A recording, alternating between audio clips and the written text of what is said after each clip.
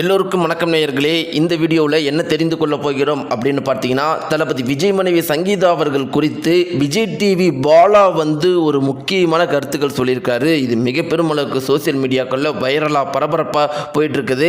அப்படி என்னப்பா ஒரு கருத்தை சொன்னார் அப்படிங்கிறத பற்றி இந்த வீடியோவில் நம்ம தெரிந்து கொள்ளப் போகிறோம். இப்படிப்பட்ட ஒரு கருத்தை கேட்ட உடனே தளபதி விஜய் மனைவி சங்கீதா அவர்கள் என்ன சொல்லியிருக்கிறாங்க அப்படிங்கிறதையும், தளபதி விஜய் அவர்கள் என்ன சொல்லியிருக்கிறாங்க அப்படிங்கிறதையும் இந்த வீடியோவில் நம்ம தெரிந்து கொள்ளப் போகிறோம். இதில் பார்த்தீங்கன்னா பல முக்கியமான விஷயங்களை பற்றி தெரிந்து கொள்ள போகிறோம். பாலா அவர்களுடைய கருத்து பார்த்தீங்கன்னா மொத்த சோசியல் மீடியா முழுக்கவே அதிர்வலிகளை ஏற்படுத்தியிருக்குது. அதனால எல்லாமே இந்த வீடியோவில் தெரிந்து கொள்ளலாம்.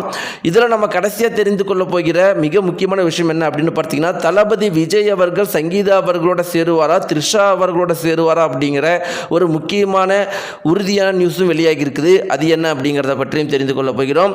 வாங்க நேயர்களே, வீடியோக்குள்ளே போகலாம். நம்முடைய சேனலுக்கு நீங்கள் புதியவராக இருந்தால் மறக்காமல் சப்ஸ்கிரைப் பண்ணிட்டுங்க. நேயர்களே, நம்முடைய தமிழகம் முழுக்கவே மிக பெருமளவுக்கு பரபரப்பை ஏற்படுத்தின விஷயம்னா தளபதி விஜய் மனைவி சங்கீதா அப்ளை பண்ண டைவர்ஸ் தான் மிக பெருமளவுக்கு பரபரப்பை ஏற்படுத்தினுச்சு. இதில் முக்கியமான விஷயங்கள் என்ன அப்படின்னு பார்த்தீங்கன்னா, அரசியல் நிபுணர்கள்லாம் என்ன சொல்கிறாங்க அப்படின்னா, இது முழுக்க ஆளும் கட்சியினருடைய செயல் மட்டும்தான். என்ன ரீசன் அப்படின்னு பார்த்தீங்கன்னா, இதுவரைக்கும் தமிழக வரலாற்றில், இந்திய வரலாற்றில், உலக வரலாற்றில் யாருடைய டைவர்ஸ் மனுவுமே வெளியே லீக் ஆனதே கிடையாது.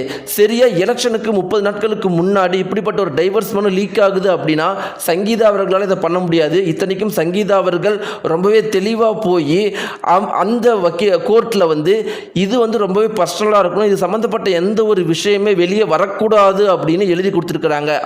அப்படி இருக்கிற பட்சத்தில் இந்த ஒரு மனு, டைவர்ஸ் மனு வெளியே வந்திருக்கு அப்படின்னா இது முழுக்க ஆளும் கட்சியினருடைய தரப்பு தான் அப்படிங்கிறது அரசியல் நிபுணர்களுடைய கருத்து. இதே அரசியல் நிபுணர்கள் மேலும் என்ன சொல்கிறாங்க அப்படின்னு பார்த்தீங்கன்னா, தளபதி விஜய் மற்றும் த்ரிஷா சம்பந்தப்பட்ட பல அதிர்ச்சிகரமான விஷயங்கள் இவங்களுடைய கையில் தற்போது இருக்குது. எலெக்ஷன் வர தளபதி விஜய் அவர்களை ஊழல் செய்தார், கொள்ளையடிச்சார், கொலை பண்ணார் அப்படின்னு எதையுமே சொல்ல முடியாது. ஆனால் வேற எந்த வகையில் இவரை தாக்கி, இவரை கேவலப்படுத்தி மக்கள் மத்தியில் இவருடைய பெயரை கெடுத்து ஓட்டை பிரிக்கலாம் அப்படிங்கிறதுக்கான ஒரே முயற்சியாக தான் இந்த பர்சனல் தாக்குதலை எல்லாரும் பண்ணுறாங்க அப்படிங்கிறத சொல்லியிருக்கிறாங்க. இதில் இவங்க வெற்றி பெற்றிருக்கிறாங்களா இல்லை வெற்றி பெறலையா அப்படின்னு பார்த்தா, இதற்கு முன்னாடி நம்முடைய தமிழகத்தில் மாற்றத்தை ஏற்படுத்தலாம் அப்படின்னு முயற்சி பண்ண திரு சீமான் அவர்களையும் இப்படி பர்சனல் தாக்குதல்கள்லாம் பண்ணாங்க.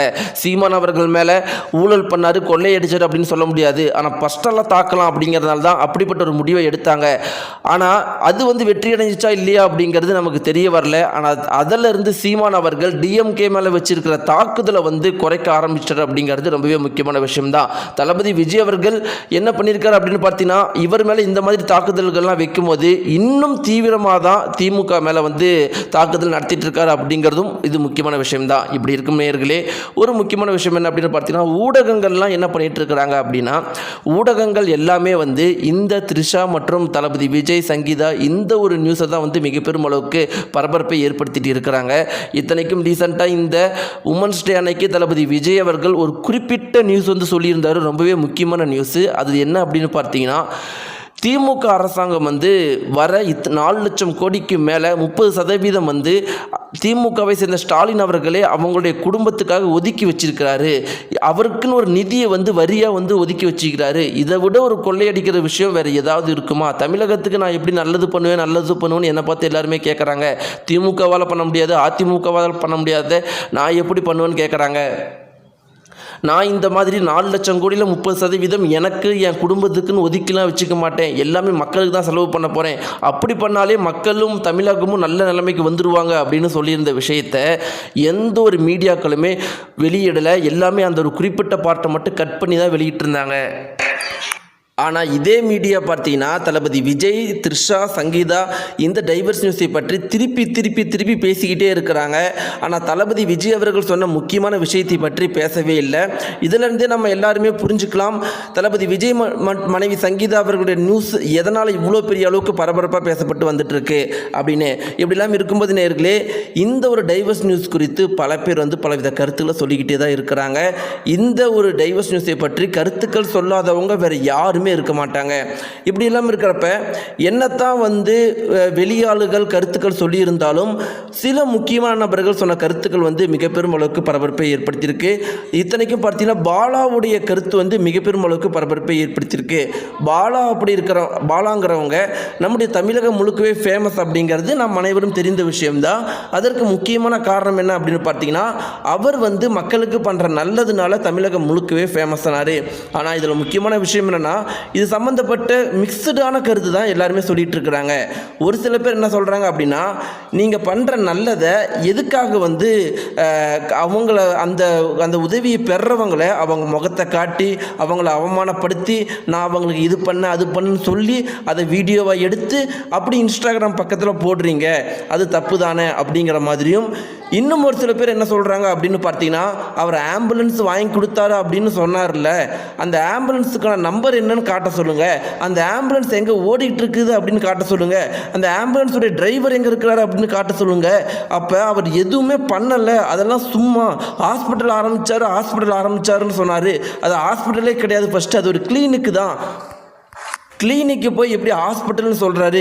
இவர் பண்ணுறதுக்கு பின்னாடி ஏதோ ஒரு சக்தி இருக்குது, இல்லாமல் இவ்வளோ பெரிய விஷயங்கள்லாம் அவரால் பண்ண முடியாது. யாரோ இவருக்கு பின்னாடி பின்புலத்தில் இருந்து வேலை பண்ணுறாங்க. நாளைக்கு பாலா அவர்கள் அரசியலில் இறங்கினா கூட ஆச்சரியப்படுறதுக்கும் அதிர்ச்சி படுறதுக்கும் எதுவும் கிடையாது அப்படின்னு இப்படி ஒரு சில கருத்துக்கள் சொல்லிட்டு இருக்கிறாங்க. இன்னும் சில பேர் என்ன சொல்கிறாங்க அப்படின்னு பார்த்தீங்கன்னா, அப்படியெல்லாம் சொல்லக்கூடாது. பாலா அவர்கள் நல்லது பண்ணுறாங்கல்ல, அந்த நல்லதை தான் நம்ம பாராட்டணும். நீங்கள் வந்து உதவி பெற்றவர்களுடைய முகத்தை காட்டினா அப்படிங்கிறதான் ஏன் சொல்கிறீங்க? அதெல்லாம் தப்பு தானே. உதவி பண்ணுறதே பெருசு, அந்த விஷயத்தை பெருமையாக பேசுங்க. அதை வந்து வீடியோ எடுக்கிறாரு, அவர் என்ன பண்ணாலும் நான் கடைசியில் நல்லது தானே பண்ணுறாரு, அதை பற்றி மட்டும் பேசுங்க அப்படின்னு சில பேர் வந்து கருத்துக்கள் சொல்லிட்டு இருக்காங்க. இப்படிலாம் பல பேர் பலவித கருத்துக்கள் சொல்லிகிட்டு இருந்தாலும் இன்றைக்கி பாலா சொன்ன கருத்து பார்த்தீங்கன்னா மிக பெருமளவுக்கு பரபரப்பே போயிட்டுருக்குது. அவர் என்ன சொல்லியிருந்தாரு அந்த குறிப்பிட்ட தகவலில் இருக்குது அப்படின்னு பார்த்தீங்கன்னா, தளபதி விஜய் அவர்களையும் சங்கீதா அவர்களையும் பர்சனலாகவே பார்த்தீங்கன்னா பாலாவுக்கு முன்னாடியே தெரியும்னு சொல்லிட்டு அந்த குறிப்பிட்ட தகவலில் இருக்குது. ஏற்கனவே பார்த்தீங்கன்னா பாலா அவர்கள் தளபதி விஜயும் சங்கீதா அவர்களையும் மீட் பண்ணி வாழ்த்துக்கள்லாம் பெற்றுட்டு போயிருக்கிறாராம். அதே மாதிரி 5 நிமிடம் தளபதி விஜய் அவர்கள்கிட்டையும் சங்கீதா மேடம் அவர்கள்கிட்டையும் பேசியிருக்கிறாங்களா. அப்படி இருக்கிறப்ப இவங்களுக்குள்ள டைவர்ஸ்ன்னு தெரிஞ்சோடனே பாலா அவர்கள் உடஞ்சி போயிட்டாராம்.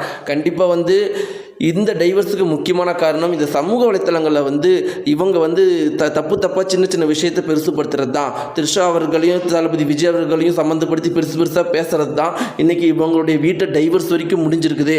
இப்படிலாம் எதனால் பேசுகிறாங்க? அவங்களுக்கு இப்படி பேசிட்டு போயிடுறாங்க. ஆனால் சங்கீதா அவர்கள் ஒரு பெண்ணாக இந்த நியூஸ் எல்லாம் பார்க்கும்போது அவங்களுக்கு எவ்வளோ கஷ்டமாக இருக்குது, அதை பற்றிலாம் யோசிக்க மாட்டேங்கிறாங்க. என்னை பற்றி தவறு சொல்கிறாங்க, நான் மோசமானவன் சொல்கிறாங்க.